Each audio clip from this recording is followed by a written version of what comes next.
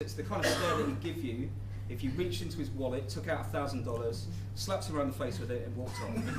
So that's Bob's $1,000 stare. So he's walking into the hotel, he's absolutely livid with us, he's going to give us an absolute go over. I kind of like the one of your friends from Leeds' is kind of a little summary of you with this kind of stare. So when I was asking some of the stag party for a bit of feedback on Bob, they come up with this. I won't say I don't say anything about people from Yorkshire, but I quite like it. So he's bursting into the hotel room. He's going to confront us. He's going to tear us a new one. But much to his surprise, we're not there, because at that very time when he's doing the $1,000 stare in our room, I'm being very gently awoken by the cleaning staff where we were, who were knocking me to get up because they want to serve breakfast. I found a nice little quiet corner, shall we say, in the bar. And Harry is being woke up by some kind of small, very polite kind of cleaning ladies in the hotel reception of the hotel down the road, where he found a bit of solace from the storm. So he did what any kind of self-respecting Englishman would do at being poked in the chest by a cleaning nozzle by a very polite Spanish lady. He got up, stared at them at the top of his voice, repeatedly shouted the name of the hotel he should have been at, and stormed off. So that's where we got to. So generous with your time, absolutely. With your advice, kind of a little bit too much maybe. But with your money, I'm really not sure. So that's where we are. And the next little phase is about how Bob is kind of, I'm not going to go into too much detail here, so don't worry. I can see the pain on your face. I'm just going to tell you, I just want to kind of visualise how far Bob has come in the last kind of 15, 20 years. So the first example, so quite quickly with 15, 16 in the sixth form, all of us started to realise that a lot of girls, a lot of boys when they're successful, the girls were doing it on their dance floor. So they're kind of busting a shape and then kind of seeing success by that. So Bob thinks, right, I've got to get involved in this. And then the perfect moment arises, the perfect kind of opportunity arises. So every year our sixth form would perform a pop concert for the rest of the school where they pay to get in. And the sixth formers, like a group of girls, would perform the Spice Girls routine, a group of boys would be Oasis. We got our heads together, we thought, right, we can rock this kind of concert. And we thought, right, this is what we'll do, which is not great. So we're going to be take that, you know, and we're already kind of concerned. So we're going to be take that. So Bob's kind of getting involved. We're all getting involved. Stewie's garage, like every night of the week, trying to watch her take that video, trying to decipher what the hell's going on the stage and kind of copy it. And anyway, we come up with something, and on the day, it kind of went okay, but Bob's got a little bit of a problem. Bob's got a little bit of a challenge that he needs to overcome. So. A lesson in rhythm. So this is a kind of piece of dance software, I'll call it. It's a danceograph, and this will represent the tone and the rhythm of the routine as you need to go through it. So choreographers use this with dancers to say, this is how you need to do this. So your average Joe with our take that dance routine would do this. So it'd be very rhythmical, very symmetrical, kind of calm and steady, nothing too kind of crazy. So that's kind of how an average Joe would do it. So we're all kind of average Joes on the stage. Bob next to us, he's suffering a little bit. So I'm going to replay average Joe, but I'm going to play Bob next to it, see if you can spot any kind of difference.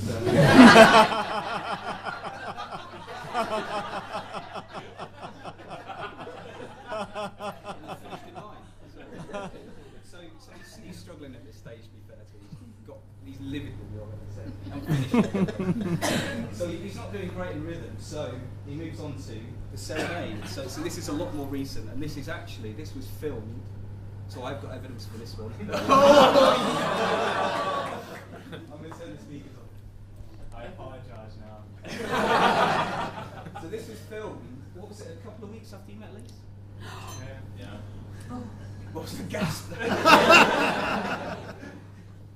So, a couple of weeks after Bob and I went over to see Harry in Colorado. We had a road trip. We were driving down from Colorado to New Orleans and all around.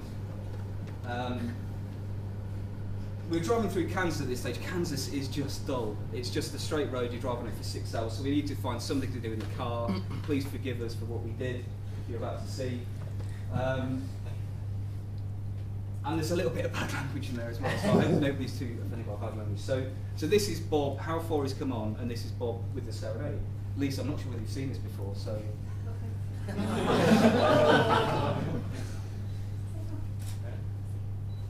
Alright, tonight, Robert, who are you going to be?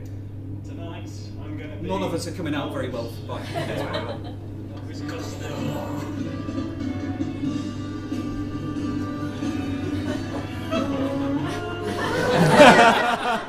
I'm going to play it all the way through. Bloody back it. When no one else can understand me. When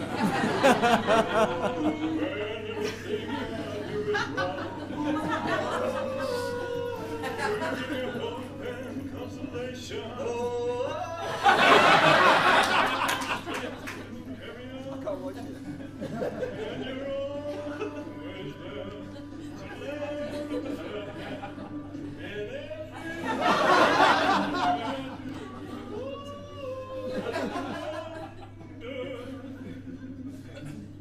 the wonder of you. Yeah, The man. wonder of you. And smile. Oh, touch my hand and I'm a king. Don't touch my hand. I'm a king. One kiss from you. One kiss of you. Another fortune. Is everything. I guess I'll never know the reason why you love me as you do. That's the wonder of you. La la la.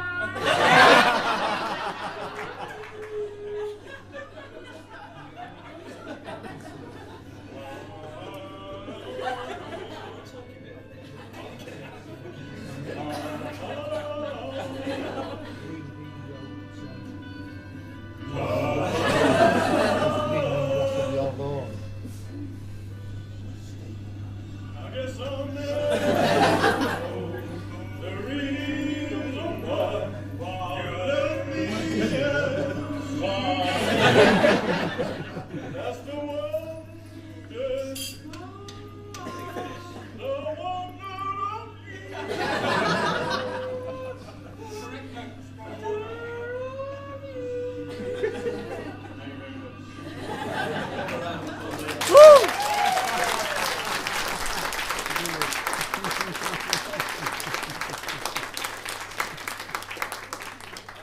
I don't think the song lyrics have ever been so apt for what Lisa's thinking right now.